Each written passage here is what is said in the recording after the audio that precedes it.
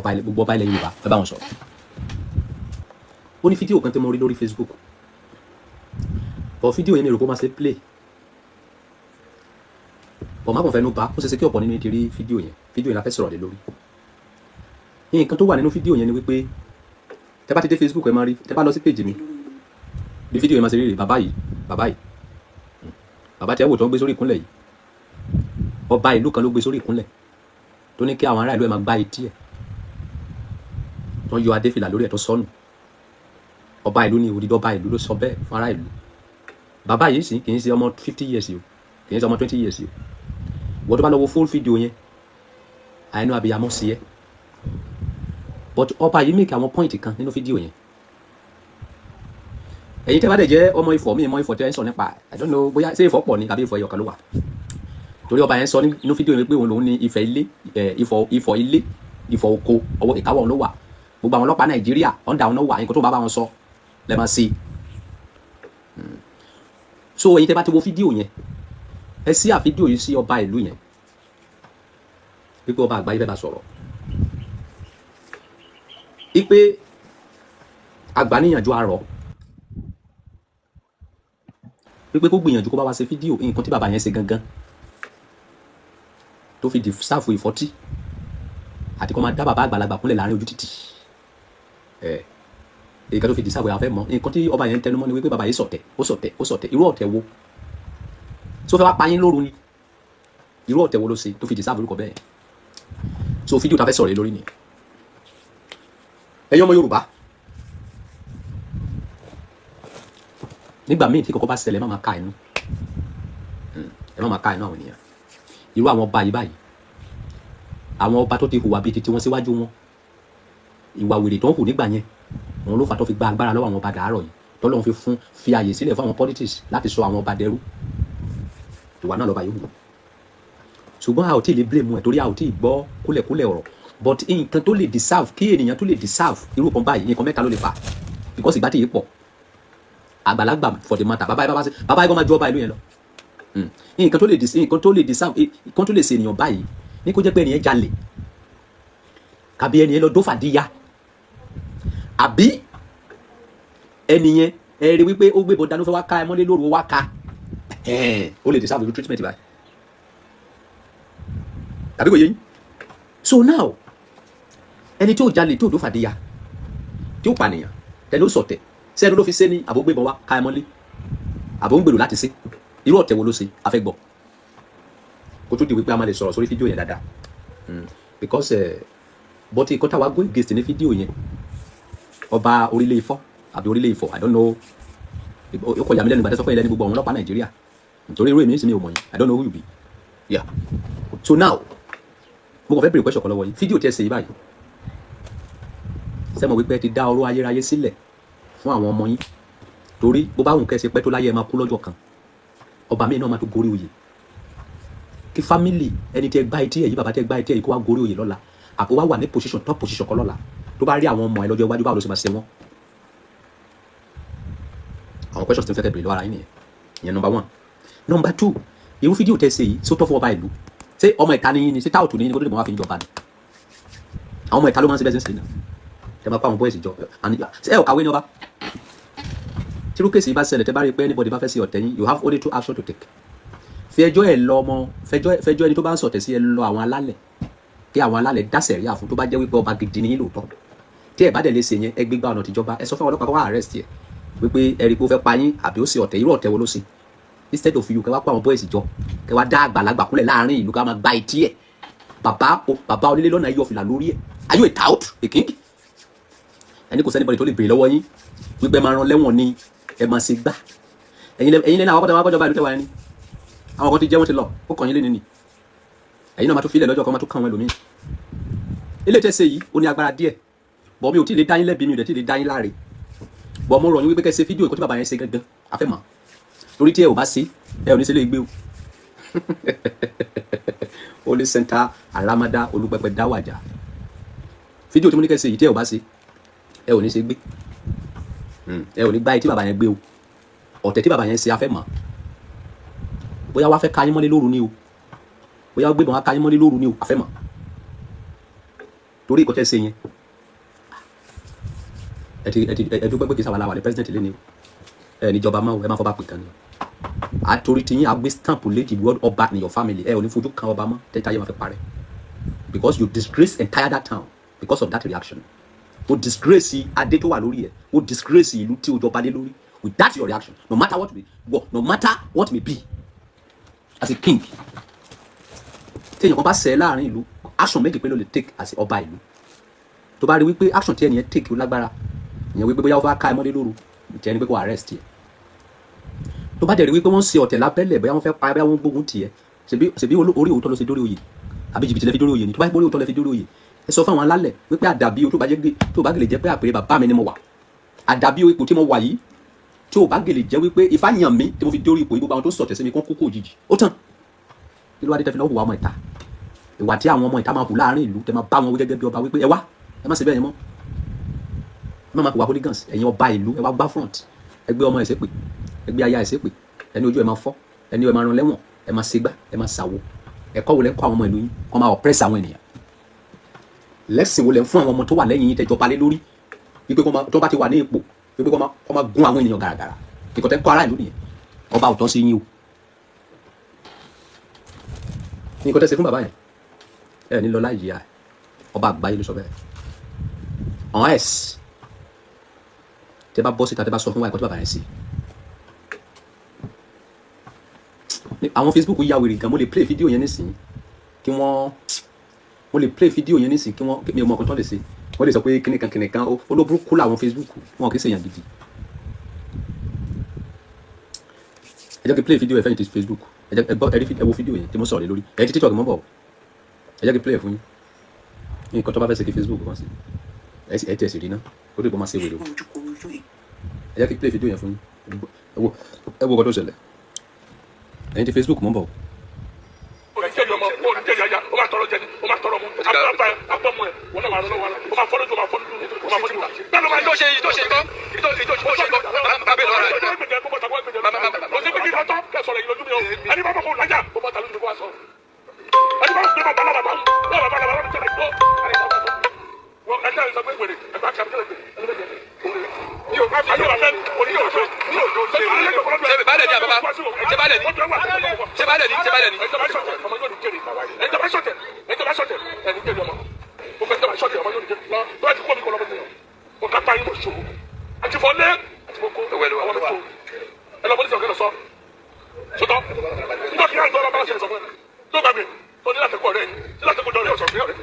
Sẹ́yìn bá ti gbá tí bàbá lé bàbá.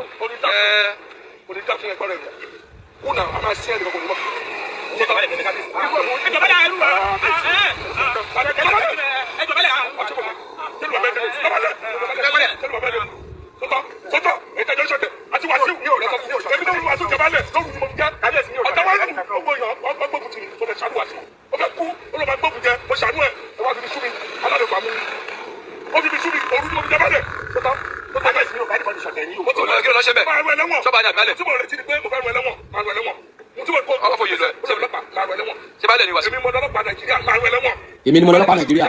sísókè lódìtó èmi ló ní gbogbo ọlọ́pàá Nàìjíríà máa rán ẹ lẹ́wọ̀n ṣé ẹ̀yin Facebook ṣe ti rí kọ́tọ́ bá yẹn ṣe ṣé bí ọba ìlú ṣe handle èèyàn rí ṣé bí ọba ìlú ṣe handle kéèsì rí kí ni bàbá yẹn ṣe gbogbo ọ̀rọ̀ tó ń sọ ní fídíò yẹn yàtọ̀ sí ọ̀tẹ̀ tó sọ mi rí pọ́ǹtì kankan dì mú bẹ̀ so kí ni ọ̀tẹ̀ tó ṣe yẹn a fẹ́ mọ ọ̀tẹ̀ tí bàbá yẹn ṣe tó pa ẹ́ lọ́mọ ni àbúwá gbébọn ká ẹ mọ́lé lóru a fẹ́ mọ̀ ọ̀tẹ̀ tó ṣe ó dẹ̀ sọ pé òun lòun ní gbogbo ẹ̀yin ọlọ́pàá Nàìjíríà ó ní abẹ́ òun ní gbogbo yín ti ń jẹ òun náà lẹ ti ń gbọ́ yẹn wípé òun fìdí gbogbo ẹ̀yin ọlọ́pàá Nàìjíríà o wípé nǹkan tó ń bá ṣe nílùú yẹn àṣegbé ni torí tí àwọn ọba yìí òun ni Ọlọ́run ṣe fún àwọn ìjọba ní àyè láti gbàgbára lọ́wọ́ àwọn ọba ìlú tó tó bá ti fìyà jẹ àwọn ọba ìlú lẹ́ni wuyẹ ẹ má sa ẹnu wọn mọ́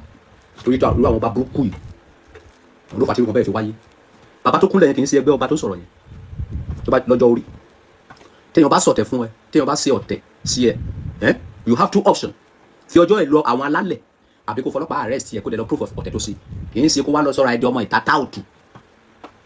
kẹwàá kóra ẹjọ́ kẹwàá nù bàbá oní bàbá ṣé bàbá yóò bímọ irú àwọn ọmọ bàbá yẹn nísìnyí tó bá wà ní position agbára lọ́jọ́ iwájú kí ni wọ́n máa ṣe sí àwọn fámìlì ẹ ọba tó ń lo ènìyàn yìí ẹnìkan olórí ayé gbóná ẹ̀yin ti Facebook ẹ̀yin ti Instagram ẹ̀yin ti TikTok ẹ wo fídíò yẹn kọ́ má bàa di pé àwọn ti Facebook nìkan ló wò because ìgbà tí that video is very irritating for me very irritating àti ìgbà tí mo ti rí mi wà okay látẹ̀kọ́ I'm not okay because it's very irritating for me very irritating video ọba ìlú bá di matter very irritating oppressive people.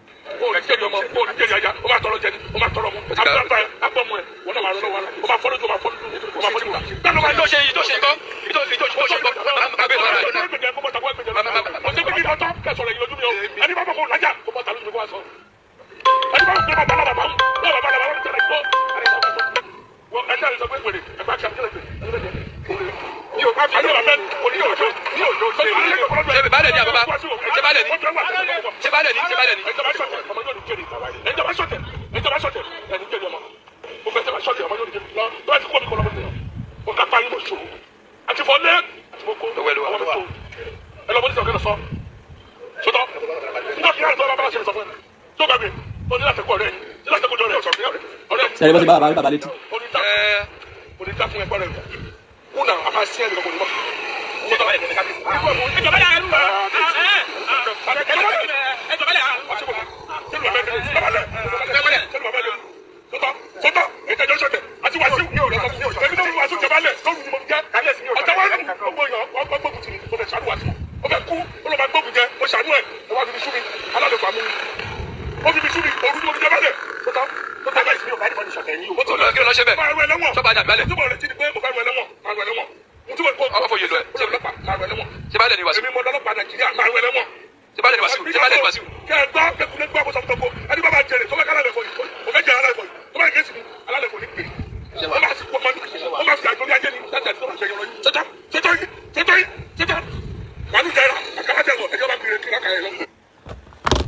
Can you see?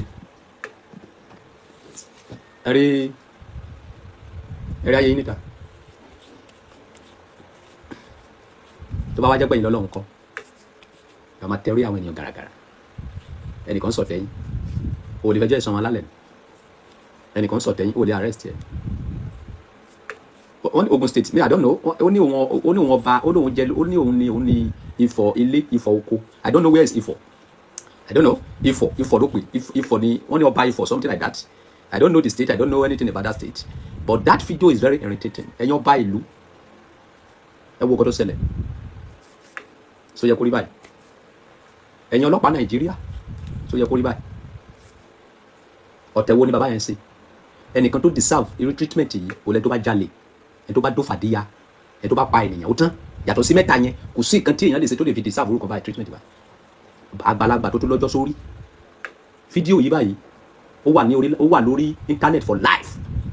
Ọba yìí ti gbin igi burúkú sílẹ̀ fún àwọn ọmọ tó bá bí. Torí àwọn ìrandíran ọmọ bàbá yìí tó bá rí fídíò yìí kò ní fojú ire wo àwọn ọmọ bàbá yìí. Àwọn ọmọ tí ò bá yín dá ẹ̀ṣẹ̀ yẹn wájú kó máa jìyà ẹ̀ṣẹ̀ tí ò mọwọ́ tó mọ̀ sí. So ọba Ifọ̀, or what you call it, a fẹ́ gbọ́ nǹkan tí bàbá yẹn ṣe,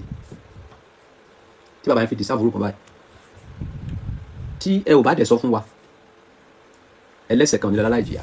àwa ò ní sọ́jú bẹ́ẹ̀ lọ, àwa ò lágbára, àwa ọmọ ọlọ́pàá, àwa ọmọ sójà, ṣùgbọ́n ẹlẹ́ṣẹ̀ kan kò ní lọ́la láì jìyà. Bíbélì sọ wípé ìwà bá tẹnijẹ́ tí a kò bàjẹ́, ọjọ́ tó bá dẹ́kun láti banijẹ́ lọ́jọ́ náà la máa bàjẹ́ kanlẹ̀. You have two options. Explain for us nǹkan tí bàbá yẹn ṣe. Àbí kó lọ bẹ bàbá yẹn kó compensate ẹ̀ with the big money, kì í ṣe owó kékeré o. Kẹ̀dẹ̀ ṣe fídíò kẹtọrọ apology fún bàbá yẹn, ẹ̀dẹ̀ compensate ẹ̀. Ẹ̀dẹ̀ ṣe sí fídíò ni o, bẹ́ẹ̀ ṣe yẹ̀yẹ́ ní fídíò yẹn gbọ́dọ̀ ṣe sí fídíò. Tí ẹ bá ṣe bẹ́ẹ̀, ẹ má jìyà nǹkan tẹ̀sẹ̀ yìí o. Ọba Solomon ló ń sọ̀rọ̀. I am the only man that can talk true to anybody and nothing will happen. If anything happen, anything will spoil, anything spoil, there will not be solution. Your fourth generation will suffer for it. I promote only humanity and truth. I don't believe in any religion. Yeah. So, bàbá ọjọ́ tó wà lórí bàbá yẹn ló dùn mí. Wípé ká ní pé mi lọ́mọ bàbá yẹn nǹkan tó wá sí báyìí fún bàbá mi. Tí bí wọ́n ṣe máa wò níran nìyẹn. Agbára wo ló ní? Ní local government yẹn ọba tó sọ̀rọ̀ yẹn, èèyàn mélòó ló mọ̀ ní local government yẹn? Tí gbéraga wá pọ̀ tó báyìí, ẹ̀yin lẹ lọ́lọ́pàá Nàìjíríà. Ṣé wọ́n mọ̀ yín l'Àbújá ni? Ṣé ọ̀rẹ́ Tinubu lẹ́yìn ni? Bó bá tẹ̀ tó wá jẹ́ ọ̀rẹ́ Tinubu gan, anybody ni mo pè tó bá kọjá àyè ẹ̀ kó máa jìyà. Bí president bá kọjá àyè ẹ̀ tó bá hùwà tó yẹ kó wà tó hù, tí president bá hu ìwà tó yẹ kó wù tálákà ó máa jìyà. Ọba àgbáyé ló sọ bẹ́ẹ̀. Anybody ni mo pè. Ẹ má oppress anybody. Ipò tí o bá wà ṣe jẹ́jẹ́. Because ipò yìí kì í ṣe nǹkan tó lè lò lọ for life. It's for May time. Máa rántí wípé o lè ní ayé lénìí, o ò lè ní lọ́la. Àwọn ẹlòmíì ló máa ní lọ́la. Àwọn ẹlòmíì tó máa ní lọ́la yẹn ojú òun fẹ́ fi wo àwọn family ẹ. Àwọn ẹlòmíì tó máa ní ayé lọ́la ojú òun fẹ́ fi wo àwọn family ẹ. Nǹkan tó yẹ kẹ́ máa rò nìyẹn. Position tí o wà it's not because of only you. It's because of your next generation. Now nígbà tí o ti gbígi oró sílẹ̀ báyìí Ọlọ́run wá kẹ́ àwọn ọmọ yìí báyìí àwọn ọmọ bàbá yọ àwọn ọmọ ẹ̀ wọ́n wá di president lọ́jọ́ iwájú. Báwo náà ti fẹ́ sí àwọn ọmọ títí ẹ ìwọ ọba tó sọ̀rọ̀ ní fídíò yìí Ọlọ́run wá ṣe ń sin àwọn ọmọ bàbá yìí báyìí wọ́n wá jẹ́ onípò alágbára kan lọ́jọ́ iwájú Ọlọ́run wá gbé ayé lé wọn lọ́wọ́ lọ́la irú ojú wọn fẹ́ fi wo àwọn ọmọ títí yín tẹ́ bí nǹkan tí a sọ nìyẹn. Ẹ má believe wípé tẹ́ bá ti wà ní position wípé ẹ jẹ́ ènìyàn all of you are nothing. Tó bá ti jẹ́ ènìyàn tó ń mí tó bá ti jẹ́ ènìyàn tó ń sùn ẹranko ni gbogbo a ò jámọ́ kankan gbogbo àwa ènìyàn pátá we are nothing. Okay, ó máa ń dùn mí gan tí ẹni tó bá wà ní ipò àbí ẹni tó bá lówó lọ́wọ́ tó bá oppress ẹni tí ò lágbára tó tágbára bá ń gùn ẹ lọ gbá etí ọba ìlú bí ti tiẹ̀ náà kẹjọ máa fà náà. Tágbára bá ń gùn ẹ lọ gbá etí ọlọ́pàá náà. Tágbára bá ń gùn ẹ gidi lọ gbá etí sójà náà. Ìgbà ìlànà pé wọ́n ló ní ọlọ́pàá tó wà ní Nàìjíríà náà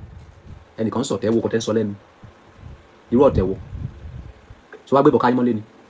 ọ̀tẹ̀ tí mo mọ̀ pé ọ̀tẹ̀ gidi ni ṣùgbọ́n ẹnìkan lọ́sọ̀tẹ̀ lẹ́yìn wípé ọba yẹn jẹ́ kájà kó lóróye o ọba yẹn o ẹ jẹ́ ká rọ̀ lóye o ó lọ rìnrìn ọ̀rọ̀ ẹ ò nídìí wípé ká máa gba létí ní public nǹkan tọ́rọ̀ ẹ nídìí ní wípé kẹfẹjọ́ ẹ̀sùn àwọn alálẹ̀ kẹfẹjọ́ ẹ̀sùn àwọn alálẹ̀ wípé àbúgbà wọn tó ń gbógun tì mí o ẹ̀yin alálẹ̀ ìlú yìí o torí pé mi làṣẹ wà lọ́wọ́ ó yá bá mi mú ẹ ò ṣe yẹn ìwà wèrè tẹ́kù yìí very irritating ohun létí ó wà disgrace fún gbogbo ìlú yẹn ẹ̀yin ọmọ ìlú yẹn ẹ bá ọba náà sọ̀rọ̀ wípé ìwà tó wù yẹn ó disgrace gbogbo ẹ̀yin ọmọ ìlú yẹn ó disgrace crown tó gbé sórí ó disgrace àṣà ìṣẹ̀dálẹ̀ ìlú tí ọba yẹn jẹ ní. Bẹ́ẹ̀ni so go and think about it go and work about it. Ẹ̀yin tí ọ̀rọ̀ kan fídíò náà láti play jáde yẹn ìgbésẹ̀ tẹ́ bá dẹ̀ fẹ́ gbé ẹ jẹ́ ká tètè gbọ́ ẹ̀sìn ní kíákíá ẹ má yẹ pọpẹ́ àwa kì í máa ń jambla lórí íńtánẹ́ẹ̀tì low key ní títí wa underground key torí àgbà tó bá ti lómi sínú òkè máa ń bá yàn pariwo please ẹ̀yin tí ọ̀rọ̀ kan ẹ ṣe nǹkan tó bá yẹ kẹ́ ṣe ní kankan ẹ má yẹ pọpẹ́ so that kí a lè mọ nǹkan tó ń ṣẹlẹ̀ gangan we want to know what really happened irú ọ̀tẹ̀ abẹ́mọ irú ọ̀tẹ̀ tí bàbá yẹn ṣe tó bá dẹ̀ jẹ́ pé wọ́n kàn fẹ́ fi àjẹ́ ẹ jẹ́ ká mọ nǹkan tó máa ṣẹlẹ̀ next but ó dùn mí gan seriously àní bàbá yẹn ṣe mí nǹkan tó kọ́ wá sọ́kàn mi ni pé sí bàbá yẹn ò bímọ ni tí ò bá tẹ̀ wá bímọ ńkọ́ ayé àtijọ́ lẹ́lẹ̀ máa ń ṣe rádaràdà tẹ́ ń ṣe ẹ̀ lè sòsì mọ́ láyé ìsìn o alágbára jẹ́ alágbára lọ ènìyàn jò èèyàn lọ ibi tó ti ẹ̀ parí sí onítẹ̀lómi ti bẹ̀rẹ̀ but agbára kágbára tó bá wù kó ní ayé mo bẹ̀ẹ́ tó lọ́ọ́ má fi oppress anybody lo agbára ẹ láti má fi dùn àwọn èèyàn nínú láti fi mú àwọn èèyàn happy okay lo agbára ẹ láti dùn àwọn èèyàn nínú láti máa mú àwọn èèyàn happy láti gba àwọn ènìyàn tó wà ní ìdè láti tú wọn sílẹ̀ nǹkan tí agbára wà fún ni agbára ò sí ní pé wọ́n máa fi rẹ́ ẹni tí ò tó ẹ jẹ agbára ò sí bẹ́ẹ̀ ó dùn mí gan seriously very painful very very painful man so that video is very irritating so ẹ̀yin tí ọ̀rọ̀ kan ẹ take action yẹn kankan ẹ má yẹ kó pẹ́ God bless you.